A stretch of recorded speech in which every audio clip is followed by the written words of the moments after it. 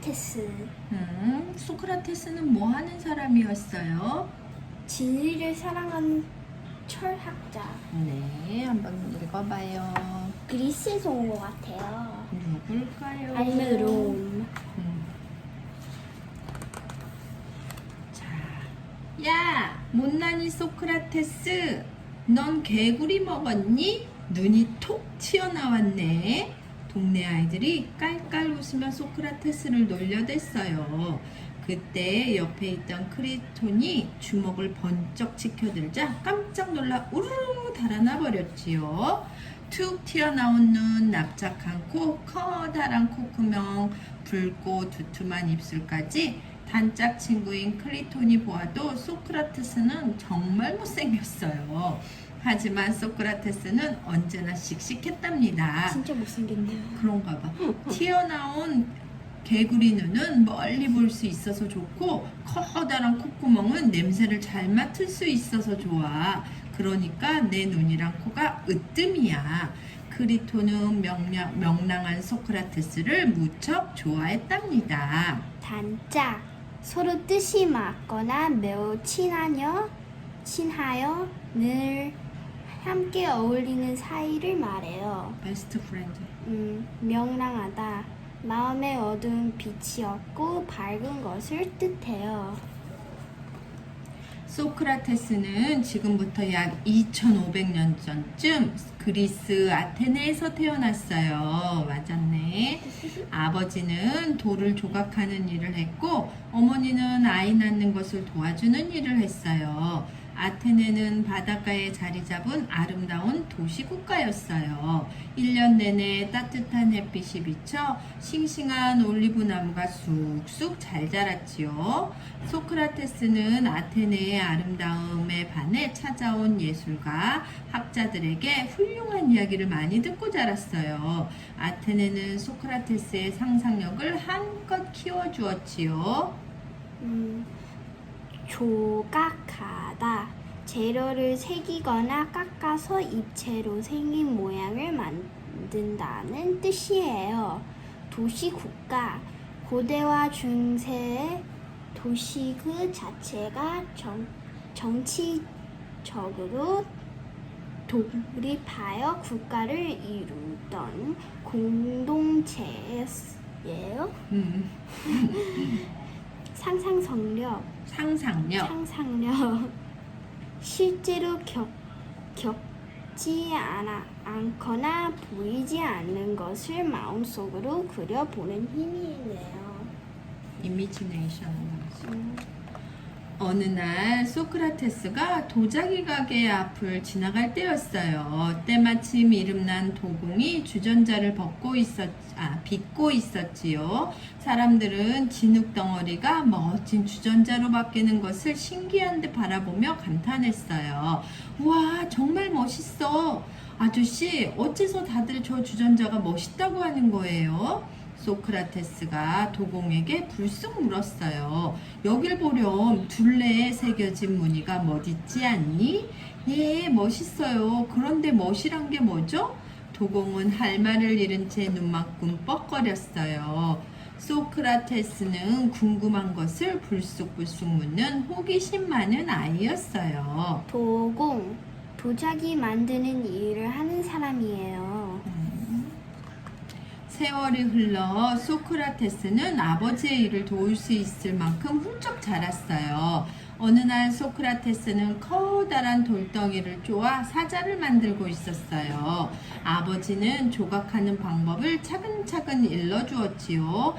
얘야, 돌을 다듬기 전에 사자의 모습을 떠올려야 해. 그런 다음 머릿속에 떠오른 모습대로 돌을 쪼아나가는 거야. 소크라테스는 아버지의 말에 고개를 끄덕였어요. 그런데 이날 소크라테스는 돌 쪼는 방법만 배운 것이 아니었나 봐요. 뒷날 사람들의 생각을 바르게 다듬어주는 마음의 조각가가 되었으니 말이에요. 기원전 431년 아테나와 이웃 나라인 스파르타 사이에 큰 전쟁이 일어났어요. 아테네 시민인 소크라테스도 전쟁에 나갔지요. 싸움이 한창 벌어지고 있을 때 소크라테스 바로 옆에서 싸우던 병사가 몸을 많이 다쳤어요. 자네라도 도망치게 어서. 하지만 소크라테스는 혼자 도망치지 않았어요. 스파르타 병사들이 사납게 뒤쫓아오는데도 끝까지 다친 병사를 부축하고 뛰었어요. 나라에서 소크라테스를 칭찬하며 상을 주려고 했어요. 당연한 일을 한 것뿐입니다. 상을 받아야 할 만큼 대단하지 않아요. 소크라테스는 끝내 상을 받지 않았어요. 기원전 맞지요? 주로 예수가 태어난 해를 기준으로 하여 그 이전을 말해요. 지수스 안 태어났을 때. 시민, 그 시에 사는 사람을 말해요. 부축하다, 겨드랑이를 붙잡아 걷는 것을 도와주는 거예요. 소크라테스가 살던 그 무렵 아테네 사람들은 여럿이 모여 이야기 나누는 것을 무척 좋아했어요. 때때로 사람들은 서로 생각이 달라 싸우기도 하고 그럴듯한 말로 서로를 속이기도 했지요. 소크라테스는 그런 모습이 못마땅했어요. 사람들의 마음이 온통 거짓으로 가득 찼구나. 거짓을 버리고 지혜롭게 사는 법은 무엇일까? 소크라테스는 곰곰이 생각에 잠겼어요. 그래, 이렇게 쉬운 답이 있었구나. 바른 생각, 바른 말, 바른 행동, 바로 그거야. 소크라테스는 이 깨달음을 지키며 살기로 마음먹었어요. 지혜롭다. 세상의 이치를 빨리 깨닫고 사물을 바르고 정확하게 헤아리는 능력이 있다는 뜻이에요. 아니 아빠 너무 괜찮아. 자, 소크라테스는 너덜너덜해진 옷에 초라한 맨발 차림으로 골똘히 생각에 잠겨 있을 때가 많았어요. 저기 봐, 한겨울에도 신발을 신지 않은 걸 보니 틀림없이 소크라테스일 거야. 무슨 생각이 그렇게 많은지 흉을 봐도 모르던걸. 사람들은 소크라테스 뒤에서 수군거렸어요. 하지만 소크라테스를 존경하는 사람들도 꽤 많았지요. 소크라테스는 언제나 말과 행동이 같아. 맞아, 소크라테스는 정말 지혜로운 사람이야. 아는 게 많은데도 잘난 척하지 않아서 좋아. 소크라테스는 사람들이 이러쿵저러쿵 떠드는 말에 조금도 흔들리지 않았어요. 존경하다. 다른 사람이 됨됨이나 생각, 행동 따위를 공손히 받들어 모시는 것이에요. 이러쿵저러쿵.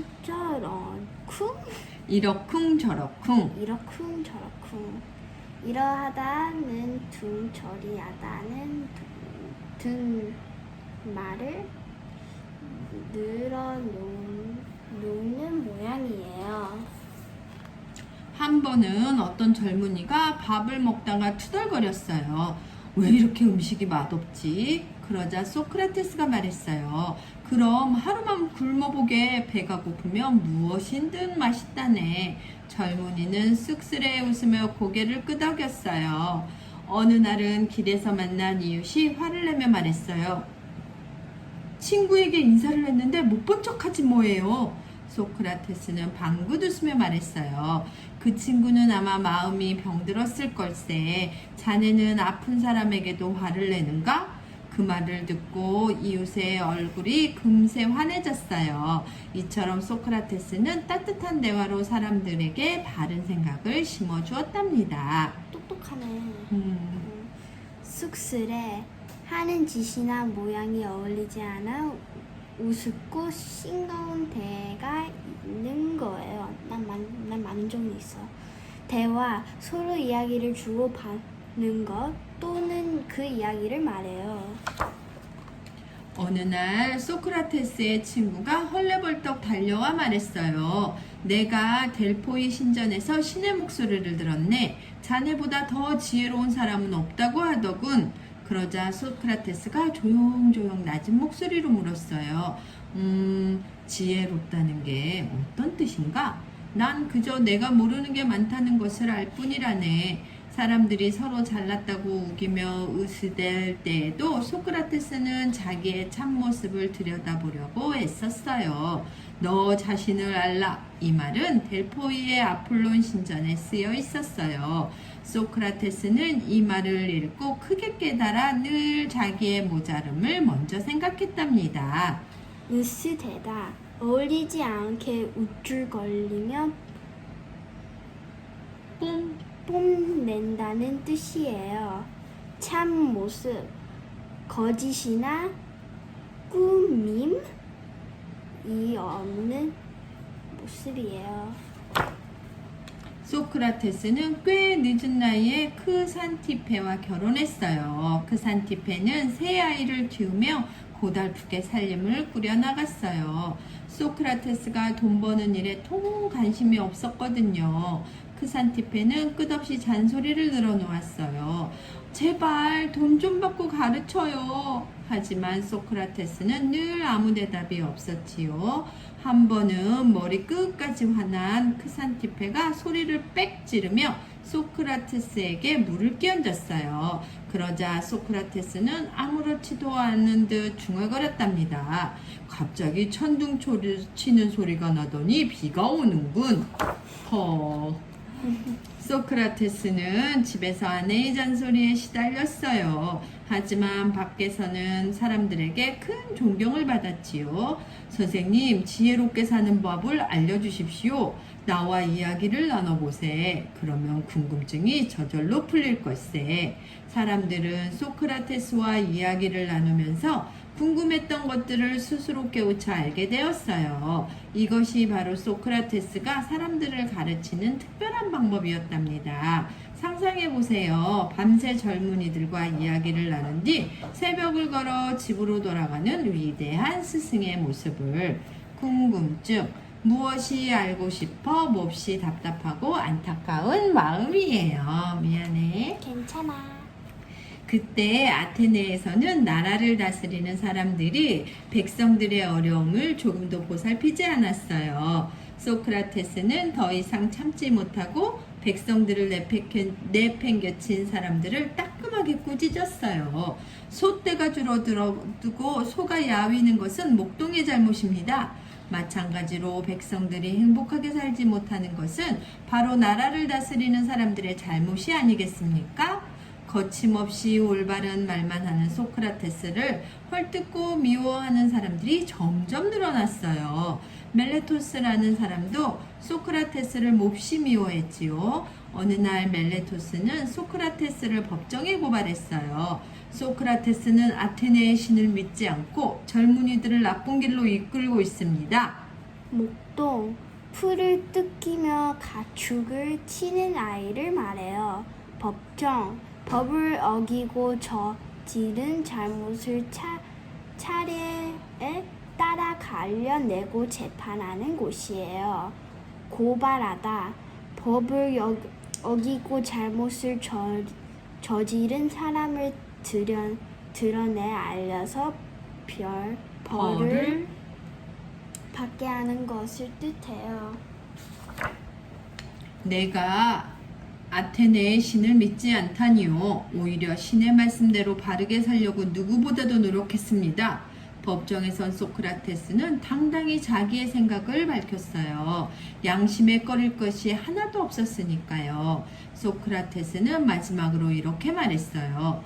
여러분이 어떤 결정을 내리든 나는 양심에 따라 행동할 것입니다. 100번을 죽게 되더라도 말입니다. 어떤 사람들은 잘난 체 한다고 욕을 퍼부었지만 또 어떤 사람들은 소크라테스의 말에 고개를 끄덕였어요. 양심, 자기 행동에 대해서 스스로 옳고 그름을 판단하는 마음이에요. 하지만 소크라테스를 미워하는 사람들의 목소리가 더 컸어요. 소크라테스가 하는 말을 들었지? 혼자만 잘난 것 같아. 저 사람을 살려두었다간 우리가 해를 입을 거야. 결국 소크라테스는 사형 선고를 받았어요. 소크라테스는 곧바로 감옥에 갇혔지요. 어느 날 친구 크리톤이 찾아와 조용히 말했어요. 이보게, 내가 도와줄 테니 오늘 밤 여기서 도망치게. 이따위 엉터리 재판 때문에 죽을 수는 없네. 하지만 소크라테스는 고개를 가로저었어요. 그럴 수 없네. 내가 만약 여기서 도망친다면 나라와 한 약속은 스스로 깨는 것이 되네. 크리토는 슬픈 얼굴로 소크라테스의 손을 꼭 잡았답니다. 불쌍하다, 억울하고. 어떡해. 사형, 죄를 지은 사람의 목숨을 끄는 벌이에요. 재판, 옳고 그름을 따져 판단을 내리는 일이에요. 어쩌지 않은 거지. 불쌍하다. 마침내 사형을 받는 날이 되었어요. 소크라테스는 친구들과 마지막 인사를 나눈 뒤 그릇에 담긴 독 담근 죽을 훌쩍 마셔버렸답니다. 숨을 거두기 전 소크라테스는 크리톤에게 속삭였어요. 내가 아스클레피우스한테 닭 한 마리를 빚졌다네. 자네가 잊지 말고 꼭 갚아주게. 아스클레피우스는 의술의 신으로 아테네에는 병이 나오면 이 신에게 닭을 바치는 풍습이 있었어요. 소크라테스는 죽는 것과 병이 낫는 것이 같다고 생각했지요. 죽으면 몸도 마음도 영원히 쉬게 될 테니까요. 소크라테스는 세상을 떠나는 마지막까지 신에게 감사하는 마음을 가졌던 것이죠. 독당은 독을 지닌 풀이에요. 풍습, 예로부터 사람들이 지켜내려온 오는 생활에 관한 습관이에요. 소크라테스는 바르게 생각하고 바르게 말하고 바르게 행동하려고 애쓴 사람이었어요. 그것이 바로 지혜라는 것을 깨달았으니까요. 소크라테스는 사람들에게도 지혜를 가르쳐 주었어요. 그래서 사람들은 이렇게 말한답니다. 소크라테스는 정말 훌륭한 철학자예요. 안타깝게도 소크라테스가 손수 써서 남긴 글이나 책은 한 권도 없어요. 그 대신 플라톤이 스승 소크라테스의 말과 행동을 자세히 적어두었다가 우리에게 전해주었어요. 지금도 많은 사람들이 소크라테스의 생각과 가르침을 본받아 지혜롭게 살려고 한답니다. 철학자, 사람이 사는 일과 세계 지식의 근본 원리를 연구하는 사람을 말해요.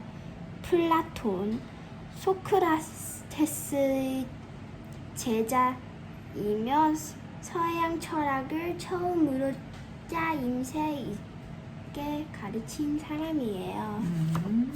플라톤도 철학자겠지? 봐줘서 감사합니다. 수고했어요.